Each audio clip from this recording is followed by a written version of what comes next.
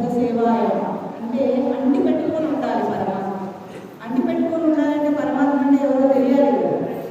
తెలిసి భక్తులమా తెలియక భక్తులమా, తెలిసి రామచింతన చేయమని చెప్పారు మహానుభావులు.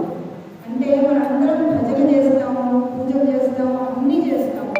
దాంట్లో మనకు దేనికి అంటి పెట్టుకొని ఉన్నాము అనేది చాలా ముఖ్యం. ఎందుకంటే హిందూ ధర్మం కూడా విశ్వవిద్యాలయం లాంటిది. విశ్వవిద్యాలయం అంటే ఏంటంటే కేజీ నుండి పీజీ దాకా కూడా అందులో అందరూ చేరుతారు. ప్రతి ఒక్కరూ కూడా వాళ్ళ వాళ్ళ తరగతులు ఉంటాయి. ఆ తరగతిలో ఏం చేస్తారు, ఒక సంవత్సరం ఒక తరగతి చదివిన తర్వాత మళ్ళీ అక్కడే ఉంటారా, ఎదుగుతారా? ఎదిగితే మీ పిల్లలకు ఫీజు కడతారా?